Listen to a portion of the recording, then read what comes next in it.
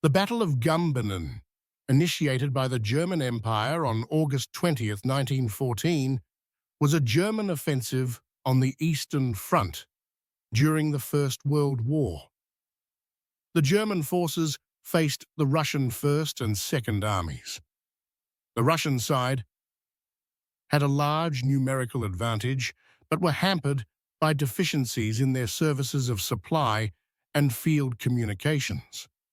German aerial reconnaissance by the Fliegerabteilung 16 indicated a gap had formed between the Russian First and Second Armies, while radio intercepts indicated Paul von Rennenkampf, the Baltic German nobleman, statesman, and general of the Imperial Russian Army who commanded the First Army in the invasion of East Prussia during the initial stage of the Eastern Front of World War I, had halted his army for a rest on August 20th.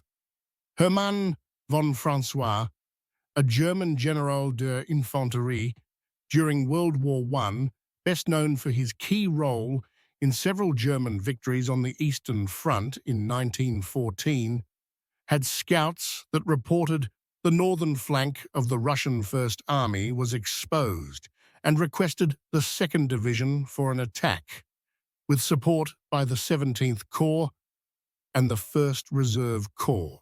After his initial success, Francois had persuaded the Imperial German General Maximilian von Prittwitz to launch an offensive against the Russian First Army, while the Second Army was still to the south.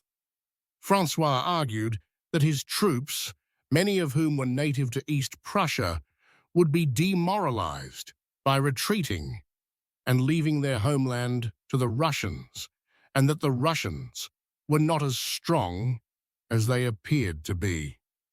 On the morning of August 20th, 1914, after a night march, the German 2nd Division advanced through the Zulkiner Forest and outflanked the Russian 28th Infantry Division, having been left unprotected by Hussein Khan Nakhchivanski's cavalry. Nakhchivansky was a Russian cavalry general of Azerbaijani origin. He was the only Muslim to serve as general adjutant of the His Imperial Majesty's retinue. The German 1st Division engaged the Russian 29th Infantry Division at 3:30 a.m., as the German 2nd Division inflicted 60% casualties on the Russian 28th Infantry Division, capturing Malwyshkin in the process.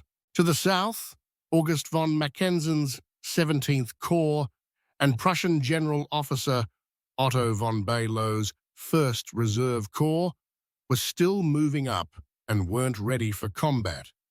Hearing of Francois's actions further north, Mackensen's 35th and 26th Divisions attacked Rennenkampf's Russian Third Army Corps, consisting of the 25th and 27th Infantry Divisions, at 4:30 a.m. However, Beilov wasn't able to join in until noon. The Russians in this area were aware of German intentions due to Francois's attack, and spent the time preparing for the assault by moving up their heavy artillery. At first, the German advance made fast progress, but stalled when they came under Russian artillery fire, and the Russians were able to turn the German flanks and force the enemy to retreat in disorder to the Insterburg-Angerburg lines, leaving 6,000 German prisoners in Russian hands. Meanwhile, Beilow's 1st Reserve Corps, instead of advancing on Goldap, now in northeastern Poland, as ordered, turned north to help Mackensen. His flank was then attacked by the Russian 30th Infantry Division. The Germans were unable to advance and support Mackensen, while both sides suffered heavy casualties. The German 3rd Reserve Division, commanded by Prussian explorer and officer, and later General of Infantry during World War I, Kurt von Morgan, arrived too late on the scene to offer any meaningful intervention. In the end, Only General Friedrich von Scholz's 20th Corps was able to fight Alexander Samsonov's Russian Second Army. Maximilian von Prittwitz suffered a lack of confidence, especially when he learned that reconnaissance showed the Russian Second Army consisted of 5 corps and a cavalry division, with 6 of those Russian divisions about to cross the border and move towards Malawa. Telephoning Helmuth von Moltke, also known as Moltke the Younger, a German general and chief of the Great German General Staff and a member of the House of Moltke. Prittwitz stated that he intended on retreating to the Vistula. This angered Moltke, as the Germans' strategy of defending against one Russian army and then moving to confront the Second Army was now at risk.